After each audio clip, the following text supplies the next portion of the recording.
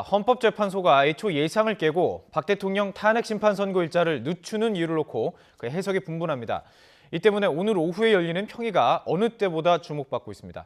사회부 최재민 선임 기자 연결해서 탄핵 심판 선고 지연 이유 좀 살펴보도록 하겠습니다. 최재민 기자.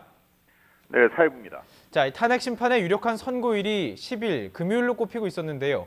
헌재가 어제도 이 선고를 지정하지 않았습니다. 아직도 말이 없습니다. 오늘 회의가 관심이 가는 이유인데요. 일단 오후 3시에 재판관 전체 회의가 열리죠. 네, 오늘도 오후 3시에 평의가 예정돼 있습니다. 점심시간을 피해서 시간에 구애받지 않고 좀 더 집중적인 논의를 하기 위해서라는 게 헌재의 설명입니다. 그런데요, 이 어제 평의가 1시간 만에 끝났습니다. 평소보다 짧았던 건데요. 많은 추측이 난무하고 있습니다. 어떤 얘기들인가요? 네, 그 재판관들이 박 대통령 파면 여부에 대한 결심을 굳혔지만 탄핵 찬반을 둘러싼 갈등이 고조되고 있는 상황을 고려해서 선고 일정 통보를 최대한 미루고 있다는 해석도 나오고 있습니다. 또 일각에서는 일부 재판관들이 아직 결정하지 못해 선고일을 확정하지 못하고 있다는 분석도 있습니다. 어디까지나 추측이고요. 진행 상황은 재판관 8분만 알고 있습니다. 자, 그래서 이 관심이 오늘 평의에서 선고일을 지정하냐 마느냐 바로 이 여부인데요. 오늘을 넘기면 다음 주로 넘어가게 되는 건가요? 그럴 가능성을 전혀 배제하지 못할 것 같습니다. 2004년 노 전 대통령 탄핵 심판 선고일 지정은 선고 사흘 전에 발표가 됐고요. 2014년 통합진보당 해산 결정 때는 선고 이틀 전에 일정이 통보됐습니다. 선고일이 지정이 되고 이틀 뒤 오후 3시에 선고했습니다. 만약 오늘 오후에 선고일이 지정된다면 모레 오후에 박 대통령 탄핵 심판 선고가 내려질 가능성이 큽니다. 그런데 지금까지 주요한 사건은 선고일 하루 전에 통보한 사례가 없습니다. 만약 오늘도 그 선고일이 지정되지 않는다면 이정미 대행의 퇴임일인 다음 주 월요일 오전이 될 가능성을 배제할 수 없습니다. 자, 그래서 아주 오늘 오후 평의가 박 대통령 탄핵 심판 선고의 큰 흐름을 알 수 있는 회의가 될 것 같군요. 그렇습니다. 만약 오늘도 그 선고일이 지정되지 않는다면 재판관들 사이에 의견 정리가 덜 된 게 아니냐는 주장이 설득력을 얻을 것 같습니다. 그래서 오늘 오후 평의가 주목받는 이유입니다. 선고 날짜가 정해진다는 건 재판관 각자가 어떤 결정을 할지 사실상 결론 냈다고 봐도 됩니다.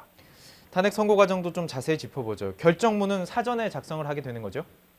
네, 이번처럼 그 중대한 사안의 경우 인용과 기각 같은 두 가지 결정문을 모두 작성해놓고 선고 당일 표결로 인용과 기각을 결정할 가능성도 있습니다. 이번에는 소수 의견도 반드시 결정문에 공개됩니다. 자, 그렇다면 이번 탄핵 심판 결론 가장 큰 쟁점 무엇입니까? 아무래도 그 최순실의 국정농단과 대통령으로서 권력을 남용했는지가 박 대통령의 파면 여부를 가릴 것으로 보입니다. 그렇습니다. 이 국정농단 의혹 말씀하신 이 부분이 이번 사태를 키운 근본적인 원인이자 헌법 조항과도 가장 긴밀하게 연관이 되어 있죠. 네, 국민 주권 같은 그 헌법 조항과 긴밀하게 연결되어 있습니다. 박 대통령이 국민으로부터 위임받은 권력을 민간인이 사용하도록 묵인하거나 방관했다는 게 입증이 되면 헌법을 위반한 것으로 볼 수 있습니다. 자, 이 때문에 헌법 재판관들이 증인 신문에서 그 박 대통령이 그 최순실의 의견을 단지 참고한 것이지 국정 개입을 적극적으로 허용한 것인지 캐묻기도 했습니다. 지금 재판 과정도 말씀을 해주셨는데요. 미르와 K스포츠재단 출연을 기업에 강요했다는 의혹, 또 문체부 장차관 최 씨가 원하는 사람으로 좀 마음대로 임명했다 이런 의혹 같은 것도 주요 쟁점이죠. 네, 대통령이 권한을 남용했는지를 가리는 주요 쟁점입니다. 이 때문에 헌재는 그 재단 출연 기업과 정경련의 사실 조회를 요청하기도 했고요. 안종범 전 수석을 2차례나 증인으로 불러서 신문한 것도 권한 남용 여부를 확인하는 절차로 이해됩니다. 재단을 그 최 씨의 사익을 위해 설립했다는 게 입증이 된다면 이 또한 중대한 법 위반이 됩니다.